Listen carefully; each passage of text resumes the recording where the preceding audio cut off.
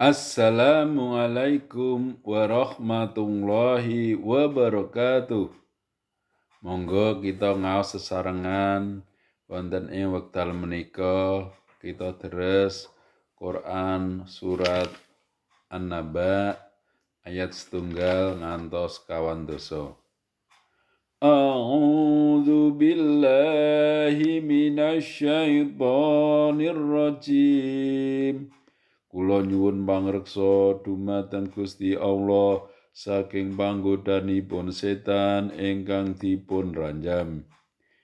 Bismillahirrahmanirrahim. Kelawan asma Allah ingkang Maha Mirah, Maha Asih. Amma yatasaalun. Perkara apa dheweke padha takon-takonan? Anin nabail azim. Perkara kabar kang gedhe yaiku dina ditangekake.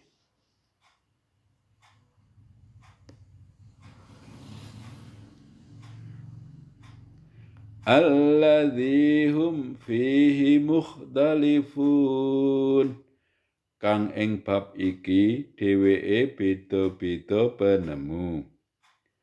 Kalla saya'lamun. Ora, besok dheweke bakal mangerti.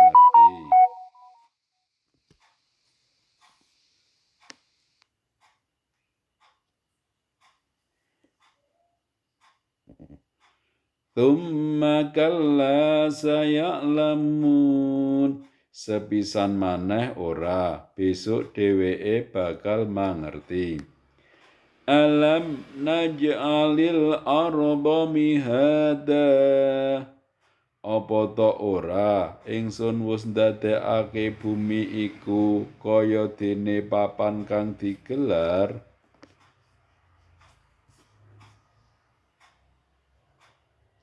Wal jibala autada. Lan gunung-gunung minangka pantek. Wa khalaqnakum azwaja. Lan ingsun nyiptakake sira pasang-pasangan. Wa ja'alna naumakum subata. Lan ingsun ndadekake turunira kanggo istirahat. Wa ja'alnal laila libasa. Lan ingsun ndadekake wengi minangka sandangan. Wa ja'alnan nahara ma'asya. Lan ingsun ndadekake rina kanggo golek panguripan. Wa banaina fawqakum sab'an shidada. Lan ingsun bangun sak dhuwurinira langit sapitu kang bakoh.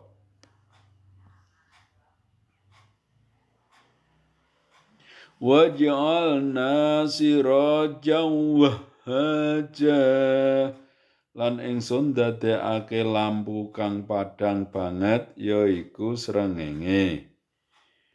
Wa anzalna minal mu'sirati ma'an sajjaja. Lan ingsun nurunake sangka mendung banyu udan kang disokake kanthi deres.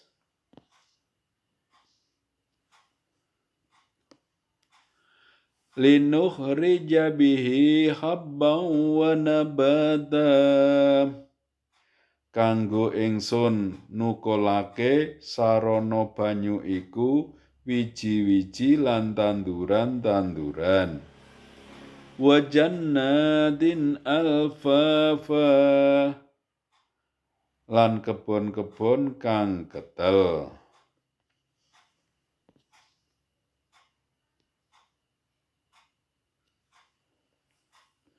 Inna yaumal fasli kana miqata. Satemene dina keputusan iku yaiku sawijining wektu kang wis ditetepake. Yauma yunfakhu fis-suri fatatuna afwaja, yaiku ana ing dina nalika sumpret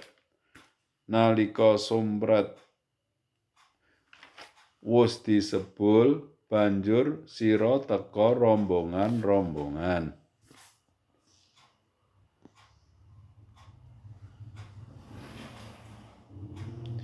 Wa futihatis samaa'u fakanat abwaba, lan langit banjur dibuka mongko ana lawang pirang-pirang.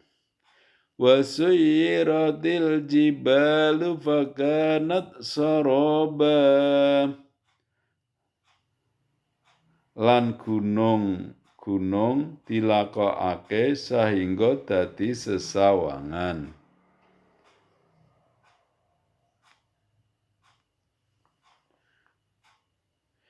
Inna jahannama kanat mirsada, satemene naraka jahanam iku minangka papan kanggo njaga kang ngawasi isine naraka.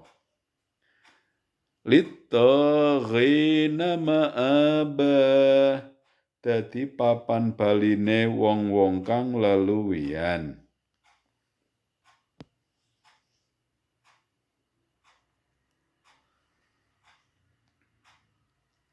Labisina fiha ahqaba, dheweke manggon ing kono ing dalem wektu kang suwe.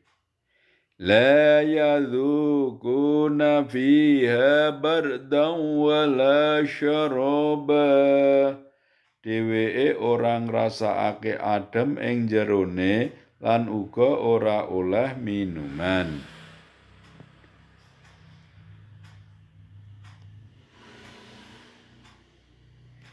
Illa hamiman wa ghassaqa, kajaba jarang kang mumpal-mumpal lan nanah. Jazaa'an wifaqa, minangka piwales kang saktrepe.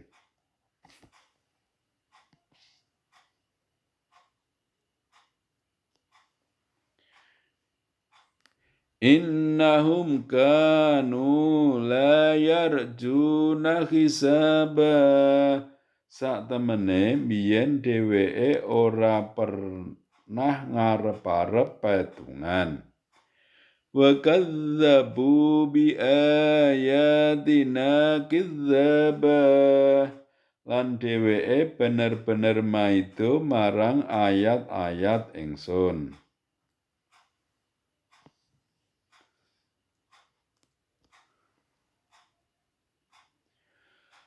Wa kulla syai'in ahsaynahu kitaba, lan kabeh sawiji-wiji wis ingsun cathet ing sajroning kitab yaiku buku cathetan amale manungsa.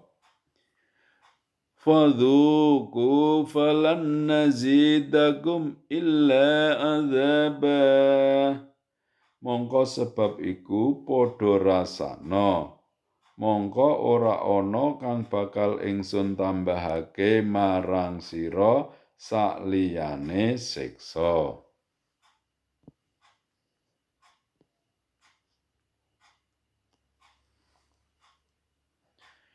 Inna lil muttaqina mafaza, satemene wong-wong kang padha takwa oleh kemenangan.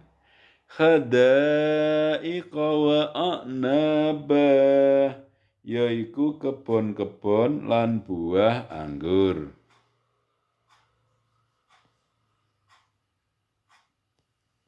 Wa kawangiba atraba, lan prawan-prawan kang padha umure. Wa ka'san dihaqa, lan gelas-gelas kang kebak minuman.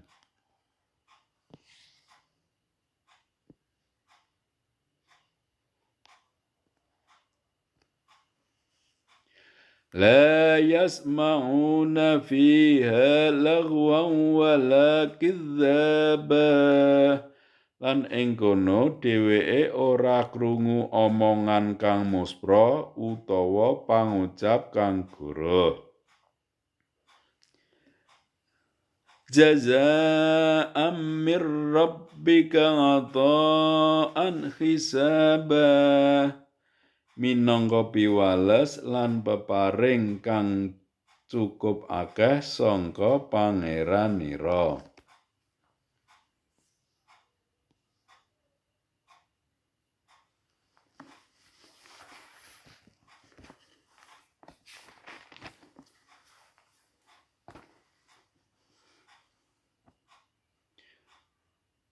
Rabbis samawati wal ardi wa ma bainahumar rahmani. Yaiku pangeran kang ngupakara langit lan bumi lan apa wae kang ana ing antarane langit lan bumi kang maha asih. La yamlikuna minhu khitaba. Dheweke ora bisa padha matur marang panjenengane.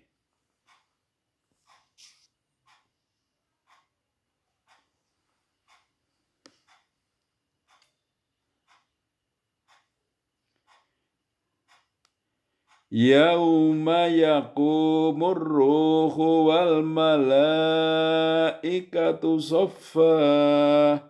Ana ing dina nalika roh lan para malaikat padha ngadeg dadi pirang-pirang saf. La yatakallamuna. Dheweke ora omong-omongan. Illa man adzina lahur rahmanu. Kajaba sapa kang wis diparingi izin marang dheweke dening pangeran kang maha asih. Wa qala shawaba lan dheweke mengucapake kang bener.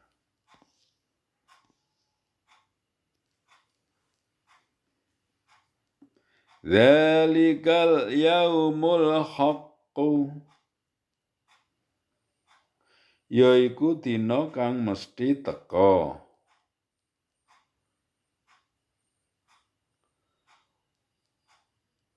Faman sya'attakhadha ila rabbihi ma'aba. Mongko sapa wonge kang duwe karep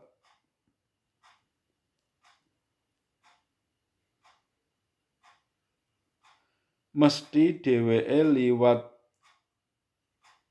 dalan bali marang pangerane.